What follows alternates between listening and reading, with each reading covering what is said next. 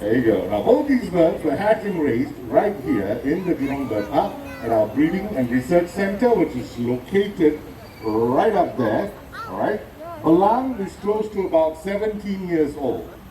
That's right. And Soren is still very young. He's only 7 years old. Okay, but already fully grown. All right. Now, amongst the owl species, the barn owls have got hypersensitive hearing.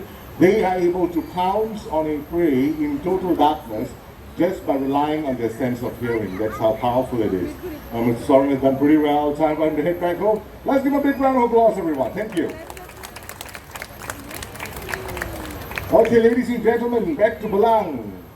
I have a question for all of you. Take a look at what he's doing right now. Did you notice that he was able to turn his head all the way to the back? Yeah, owls are capable of doing this, right?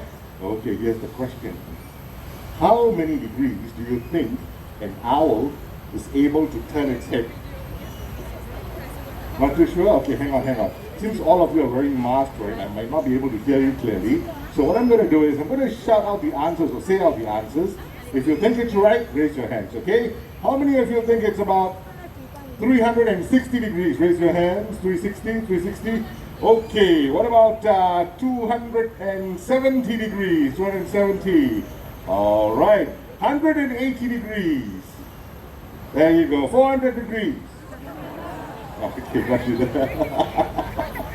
All right, most of you got it right. The correct answer would be up to 270 degrees. Well done, well done. Now, ladies and gentlemen, 360 not possible. That is a full circle. The owl might sprain its neck. We don't want that happening. Now, 180 all of us can do from the left to the right, all right? Is that right, Balang? Yes?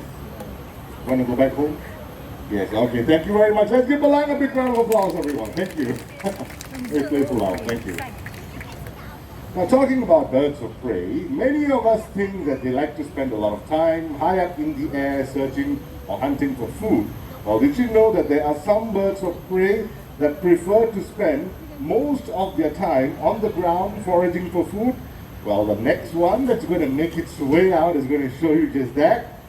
Now, ladies and gentlemen, I am talking about the southern Karaka, and in the wild, these birds are known to turn over rocks and also go through leaves in search of insects. As you can see, I've got some props right over here, a couple of rocks. All right. And I've also got a pile of leaves. Put them right over here. And lastly, some tree barks, all right? And underneath the tree barks and the rocks are hidden some trees. Okay, so it looks like you're all set. So everyone, let's welcome Raul. Come on, Raul. Hi, good morning, sir. Watch what he does. There you go. He's using his feet to turn over the rocks in search of insects. Look at that, very nice. Ah, there you go. That's how these birds forage for food in the wild. Okay, got this one right over here. That one already done. There you go. Well done. Okay, moving along. We're going to go on to the pile of leaves. Raul, leaves. Oh yeah, boy. There you go, very nice indeed. And lastly, we've got the tree barks right over there. What must he do this time? He uses his beak to flip it over. Well done. Let's give a big round of applause, everyone. Thank you. Come on, right over here. Over here. Now, while foraging for food, sometimes the insects might take off, right? These birds can jump pretty high and catch them in mid-air, just like this. Ah, you saw that was impressive. Watch this, everyone. Whoa, much higher. Well done. Let's give a big round of applause, everyone. Thank you very much. Thank you. By the way, ladies and gentlemen, Raul has been with us for a very long time, and he is already 30 years old this year. That's right, still going on strong. All right, thank you very much. Let's give him another big round of applause. Raul, Southern Karaka. Thank you. And then we have another bird of prey joining us, David Schmierman, the local miner. Okay. All right, now moving along. Earlier on, you saw one of our very small vultures, right? Titan, the turkey vulture. Okay. The next one making its way out is also a vulture, but it can be found in Africa. Would you like to meet her, ladies and gentlemen? Yes. Okay. So everyone, let's welcome Hazel. Hazel. Come on, Hazel. Flying very low above your head. There you go. Alright, ladies and gentlemen, this is Hazel, our hooded vulture. Hooded vultures can be found in Africa, and they are one of the smallest vultures that you can find back there. Well, today, Hazel is going to make a few low flights directly above you. Okay, so we're going to start out with the folks right over here. Watch out now, here she comes. Whoa! Okay, ladies and gentlemen, word of advice. When she's flying very low above you, or get excited when you look up, don't open your mouth. She might drop something on the way, okay? Alright, she's going to make another flight across the arena, all the way to Sufi. Whoa, very nice indeed. Alright. And one more flight right down to me. Come on, Hazel. Oh, here you go. There you go. Oh, very nice. Let's give her a big round of applause. Thank you. Well, ladies and gentlemen, we will just wait for that noisy bird to fly out first. This is the only show where you get to see live birds and mechanical birds performing at the same time. Very lucky all of you. Okay.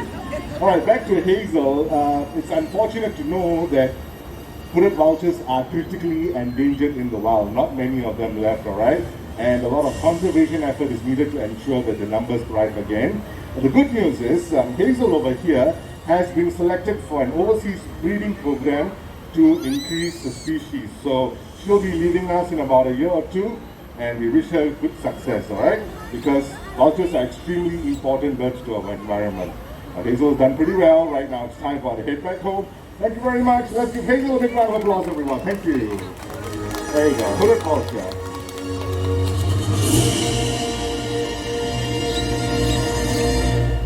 Alright, ladies and gentlemen, so far you have seen birds from overseas, right? Now the next one that's going to make its way out, alright, can be found right here in Singapore.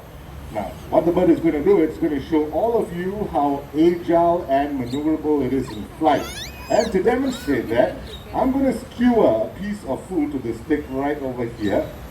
Okay, and we're going to watch the bird of prey make an attempt to fly down and snatch the food away. Now this is going to happen pretty fast, so if you want to take photos, you might want to focus right in the center. That would be a good spot, okay?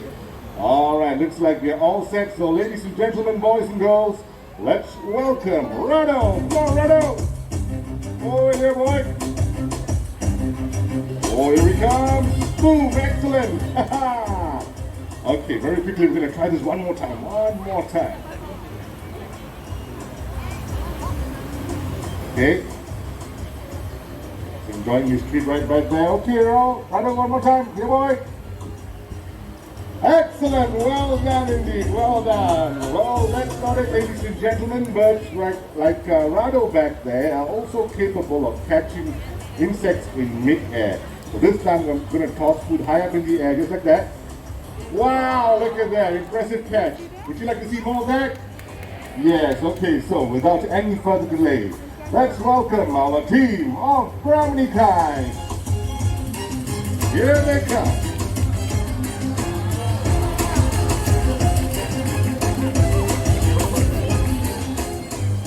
Okay, ladies and gentlemen, boys and girls, what I'm going to do is I'm going to toss food high up in the air 5 times. Let's see if our kites are able to catch them, alright? And I want all of you to count together with me. We're going to start off with number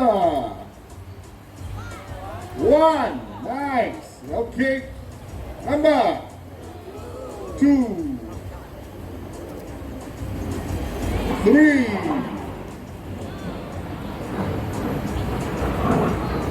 4. Last one. Move back a little bit. Back an angle. And 5. Well done. Let's give them a big round of applause, everyone. Thank you very much. Thank you. Okay, ladies and gentlemen, very quickly, look right up there. Can you see those birds gliding around? Yes, those are also Brahminy kites, wild ones. Look at them. Wow, very nice, huh? Right up there. Looks like they want to audition for the show. Okay, by the way, these are Brahmanikai. They are one of the most commonly found birds of prey right here in Singapore. Alright? And these birds are mainly found near water bodies where they would scavenge for food, mainly for dead fish and crustaceans as well. There you go. And it's pretty easy to tell apart the adult and the juvenile Brahmanikai. Now the adults have got white feathers from their head all the way down to the chest area. For the juveniles, it is all brown in color. So that's how you tell them apart, alright? And if you'd like to see a close-up of the Brahmanikais, feel free to visit our raptor retirement area. We've got one of them who's retired. I think it's Wally right back there. Don't forget to catch him. And with that, everyone, we shall continue.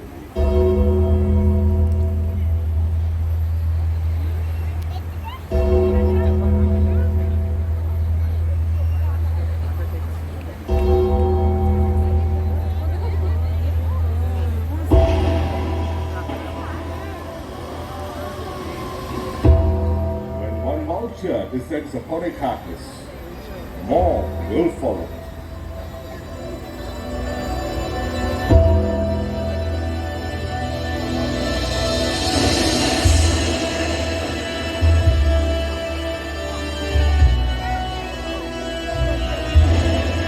Ladies and gentlemen, joining us in the arena right now, we have the Cenarius Vultures, and with them we also have our marabou storks, alright? And let me just introduce the marabou storks first. We've got both of them, two of them right over here. Those are female marabou storks, and they can be found in Africa. And they're known to coexist with vultures where they would scavenge for food, alright? And the three vultures you see here are the Cenarius vultures. They can be found in Europe and Asia. And the Cenarius vultures are near threatened species. Now, ladies and gentlemen, vultures are extremely important birds to our environment because they help to control the spread of contagious diseases by cleaning up animal carcasses. Unfortunately, the world's vulture population is facing a huge decline.